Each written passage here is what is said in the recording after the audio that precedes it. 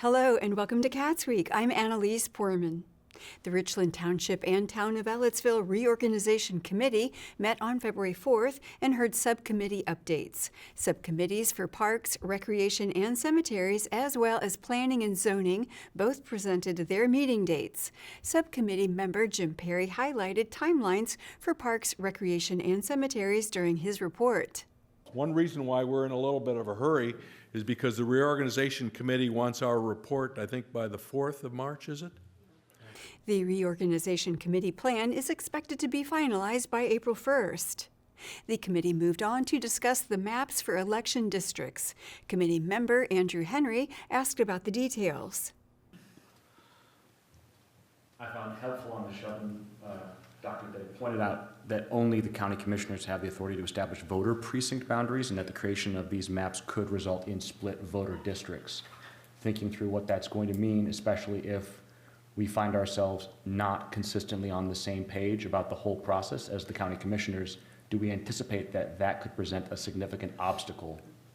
That I would not think so. I've not seen any.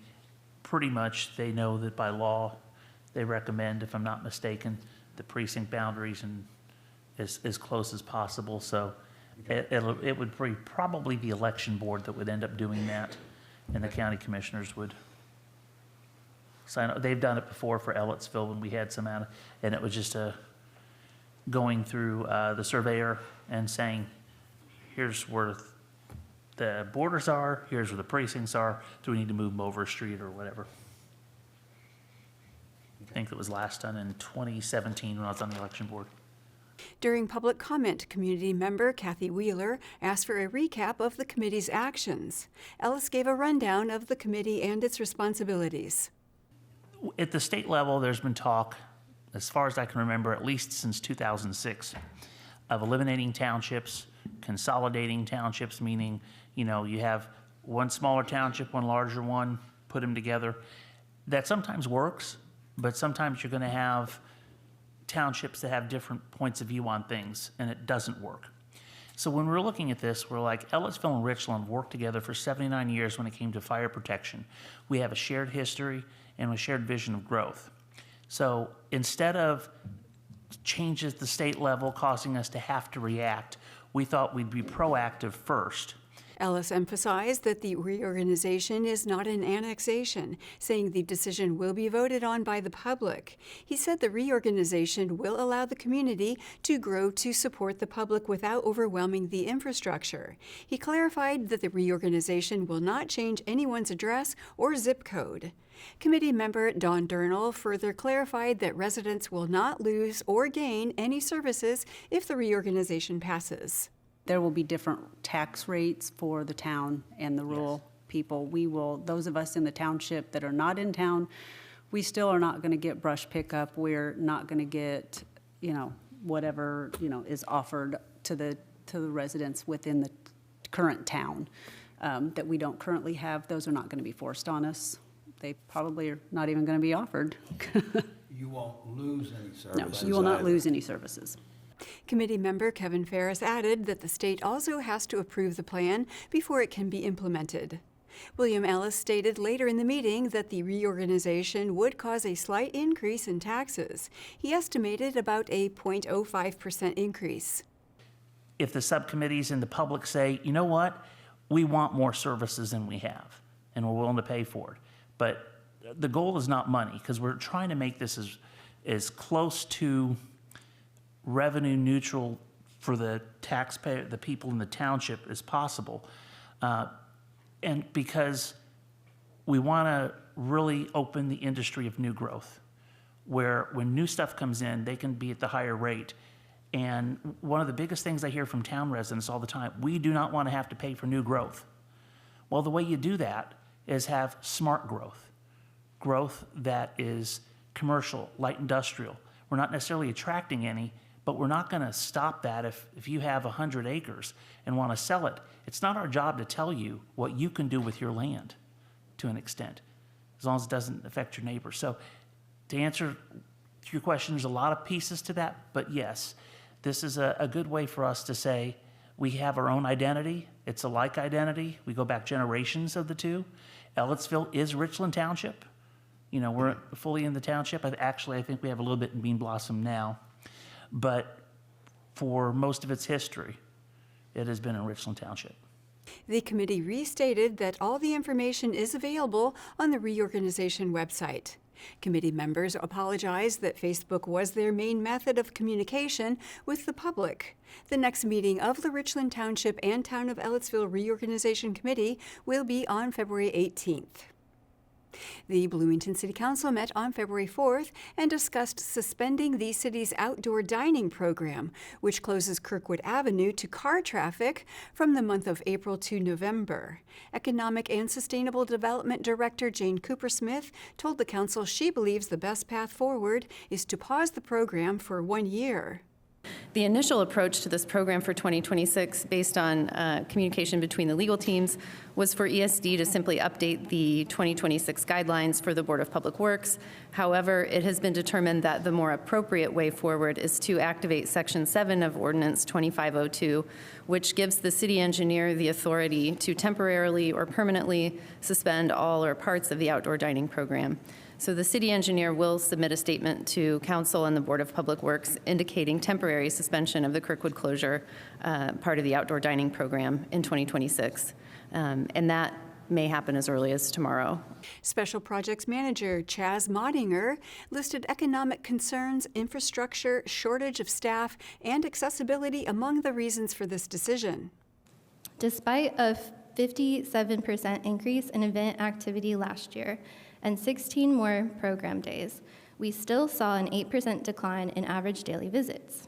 This tells us that street closures alone are not enough to support consistent vibrancy, and that thoughtful activation and infrastructure improvements have a greater impact. Successes of the program have included that some restaurants and bars saw increased foot traffic and sales during the closures. Many residents enjoyed the walkable, pedestrian-focused environment. However, we also face significant and reoccurring challenges. One is economic concerns. Some retailers and service businesses reported decreases in visits. Parking and delivery access became problematic. 2, infrastructure limitations. Without permanent features such as shade, seating, hardscaping, and ADA-friendly services, blocks often felt empty. 3, staff capacity and resources. We simply do not have the resources to continuously program and manage a fully closed Kirkwood. 4 are public safety concerns. Closed but unactivated streets invite crowd surges, unsafe behavior, and congestion across bollards and alleyways. 5, accessibility challenges. Businesses and residents express frustrations with drop-off access, wheelchair routes, and delivery logistics. These issues make the 2025 model unsustainable. Instead, the city hopes to shift to incorporating more small-scale activations, such as building more parklets. Councilmember Kate Rosenbarger expressed concerns about the sudden change. Can you tell me why the administration decided to study this when last year we decided we would keep it open? And I think so many businesses on Kirkwood invested not in the parklets, but in their outdoor dining space, because we basically promised that we would keep it open for a number of years. Modinger responded, emphasizing the goal of reassessing the city's needs. Part of my job is to do the implementation of this program, whether that's the Kirkwood closure or it's the parklets. So I work with a lot of people. As we mentioned before, when we're doing this, it's a team effort. It's literally everyone, every department at the city. And these problems have been brought up in the past, a couple years, but really, especially shout out to our wonderful, she's been here a year, the Public Works Special Projects Manager, Cassie. We've just been able to understand better how this program works, what the implementation successes and challenges are. So, and thanks to also the council, and when we presented before, we've really had a better understanding of what the city can and can't do. What are the actual operational realities? So that goes into it. Talking with people constantly, doing our due diligence as public servants, and listening not to just the largest voices or the loudest voices, but all the voices. People still struggle with accessibility. They struggle with deliveries, they struggle with all these other things. So we're looking at the full picture, and these things just get brought to light. And so we are listening to the community, to our colleagues, to people with these struggles, and also with their successes with this program. And it just gets brought up. So for the past year since this happened, unfortunately, we have to deal with it when we hear these things. Councilmember Matt Flaherty also brought up wider concerns about governance and the city's authority to override council ordinances. I do find this concerning. If the purpose of Ordinance 2502 was simply if the administration reaches a different policy conclusion for any reason, they can go back on the ordinance, then there was no purpose in passing it in the first place. At least implicit in that to me, in imbuing the city engineer with authority in emergencies and other situations to suspend it, there's some presumption that it's not just the administration reached a different conclusion than the council. So that's just how I feel about it, I guess. And even if it doesn't violate the letter of the ordinance, it certainly violates the spirit in my mind. And that's not the first time that's happened under the Mayor Thompson administration.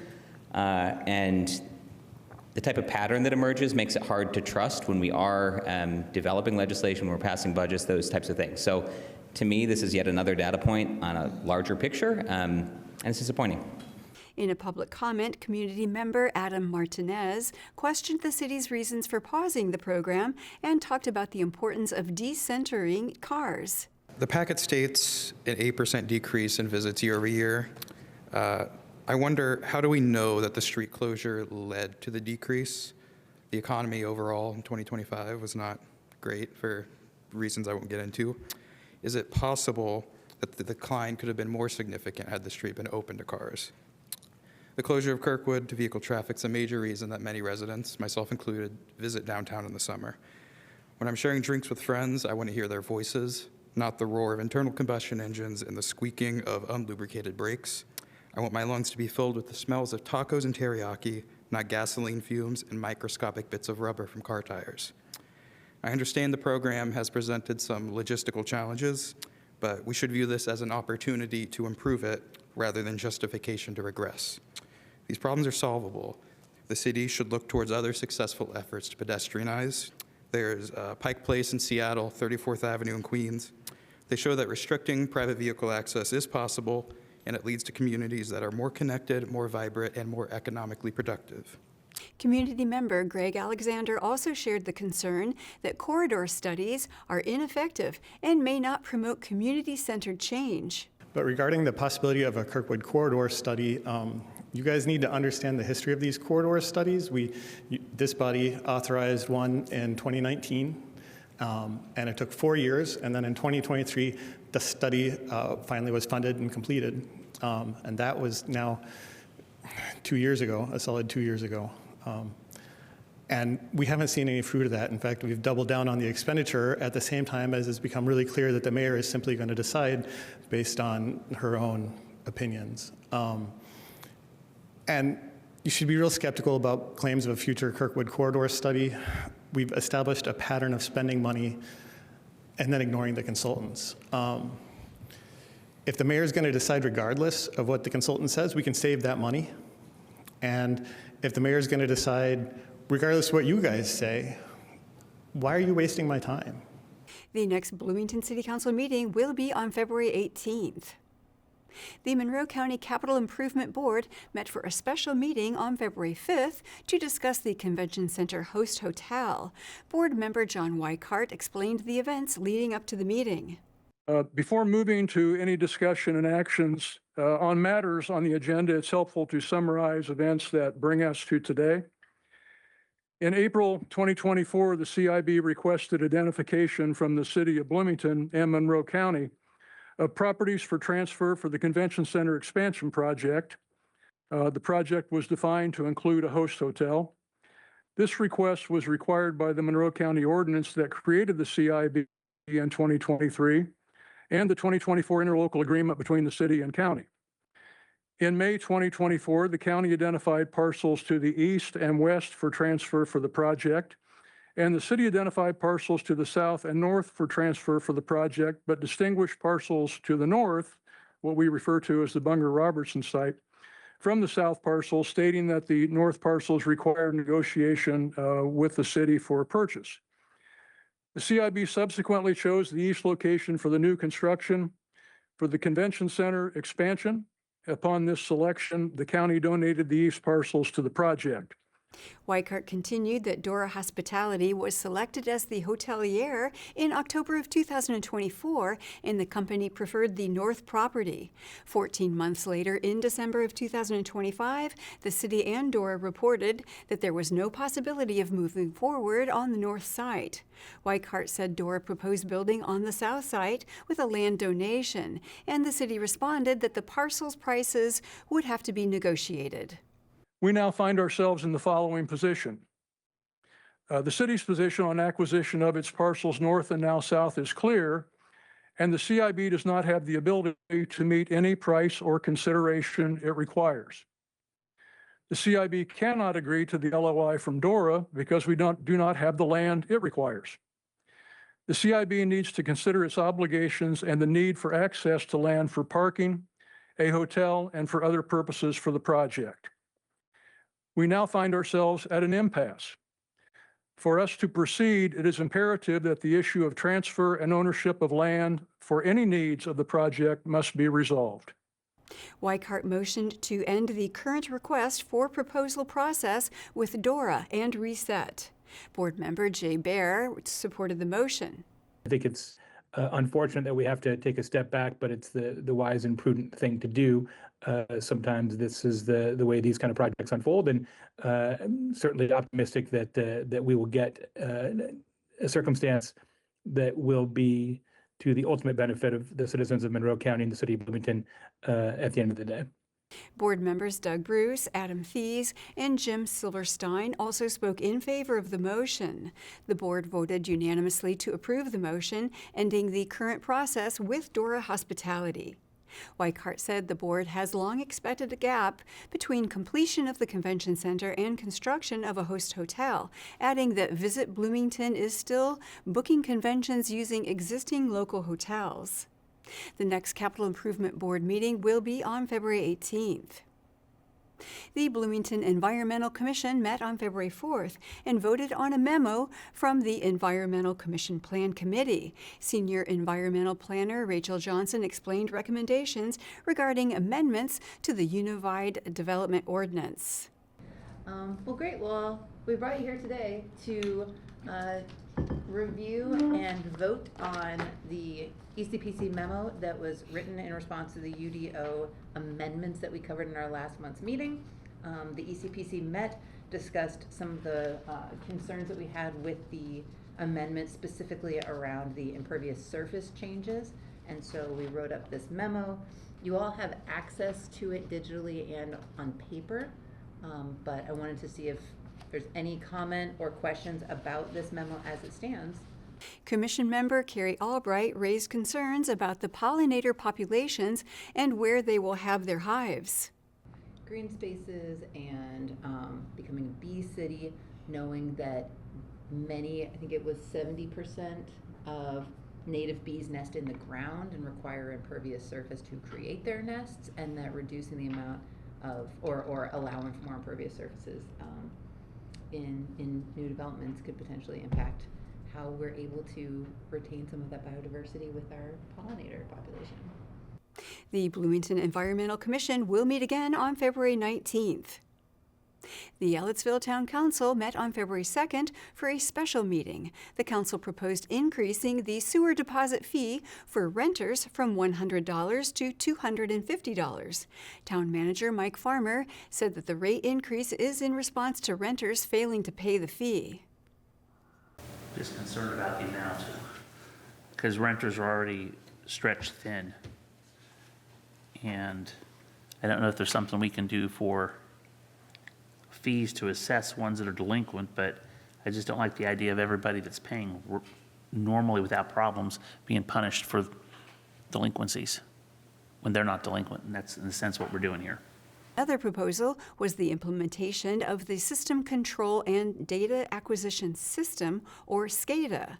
The budget for the labor, programming, licensing, computer, and the system software is not to exceed $258,400. But this will also tell us if we had some kind of alarm at the wastewater plant or our equipment failure. And we do not have to staff it 24 hours a day because we have the SCADA system. So if you can imagine having to put, a crew of 12 people out there around the clock, it would be that $250,000 would not cover it. That would be for this year. Right, that's true. The board also addressed the recent snowfall and cold temperatures. Farmer opened by expressing his gratitude and his appreciation for the snow removal crew. Farmer then made a public service announcement for the residents. In about a week, we're going to start warming up, and people need to be aware if they've had frozen pipes and they're still frozen, people that have fire suppression systems, and if they've not been paying attention to how warm their ceilings are, they need to be aware when we start thawing out. If their frozen pipes are more likely going to start leaking, and then it'll be emergency shutoffs. Of course, you can always call the Ellisville Water Department. We have 24-hour service, and we'll come out. But I just want people to be aware it's inevitable that when we start thawing out, we've been 10 days below freezing, and a lot of them been around zero, and we've had wind. So I know there's some stuff out there froze up. When it thaws out, it's going to cause damage. So just be aware. The next Ellettsville Town Council meeting is scheduled for February 9th. State lawmakers Matt Pierce and Shelley Yoder gave updates on legislation being considered in the State House on January 31st. The local chapter of the League of Women Voters organized the legislative update. State Representative Pierce addressed House Bill 1001, a bill that's aimed at housing affordability. Pierce says he's skeptical of the bill, and he voted against it. In his view, the policy would not guarantee lower costs for buyers and could benefit developers. My number one objection is there's nothing in the bill that requires the cost savings that might accrue to developers actually onto the homeowner, right? So this could end up just padding the profits of the developers themselves. But at any rate, that's the number one bill for the session on housing affordability. One bill I did support, House Bill 1002, deals with high utility bills. It's another example of where this is at least a good start, but it's fairly modest. And we had a number of amendments House Democrats did to try to increase the protections and provide more immediate relief on the bills. For example, I had a bill or an amendment that would have gotten rid of the sales tax on utility bills. It's odd to me that, we say we shouldn't be taxing necessities like food and clothing with the sales tax, yet we tax energy costs. So this seems kind of like an odd situation. So I tried to remove that. Oftentimes I get people saying, oh, that's a big fiscal impact. And so my answer to that was to eliminate going forward any tax exemptions for data centers. You may not know it, but data centers are exempt from sales tax on their utility bills, but residential homeowners are not. State Senator Yoder criticized this session's Senate Bill 1, which would tighten eligibility and add new restrictions to SNAP and Medicaid. The bill actually would require someone to be eligible for Medicaid first. And then they could be determined medically frail. But in SB 1, to be determined eligible for Medicaid, you have to first show that you've worked 80 hours because they're increasing the work requirement in SB 1. If someone is medically frail, most likely they are not going to be able to show that they have worked those hours. And so it's sort of the process. They're gumming up the process for being able to being determined Medicaid eligible. And is that by design? If you read the bill, it seems like it is by design in order to decrease spending in Medicaid, not because someone isn't eligible, but because of all the requirements now that we're putting in to being determined eligible, there's going to be more paperwork, more chances of people losing their Medicaid access. If you make a mistake, you're going to be thrown out of the system for 6 months. So it just reads, I'm not saying this is the intent, but the bill reads as if we're going to increase obstacles to access Medicaid in hopes that we throw so many people off, it will bring down our Medicaid spending. And that is similar to what's happening in SNAP. Then Pierce explained House Bill 1315, which would reorganize townships. Pierce denounced the bill, saying it would force smaller townships to dissolve or consolidate. I think the basic premise of this bill and the Senate bill is the idea that you have smaller townships who don't do much. Maybe the argument is they're spending more money existing than they're actually providing to people for poor relief or duties. And so the House bill is kind of saying if you're below certain population parameters and you're not running a fire department, we're basically going to make you merge, I think, with the county or towns. And to me, it's kind of a big mess, and I'll be voting against it because they're always attempting to go after these townships like they're worthless or something. And I think that clearly we know that Perry and Bloomington townships and other townships are doing significant work in our county. But so that I think the House bill is not good, and it's kind of arbitrary, and so I'll be opposing that. Earlier this week, the House passed the Township Reorganization Bill by a 55-44 vote, sending it to the state Senate floor. Pierce voted against it. To view the full legislative update, you can visit catstv.net following this broadcast. And that is all for CATSweek. Thank you for joining us. For CATS and WFHB, I'm Annalise Poorman.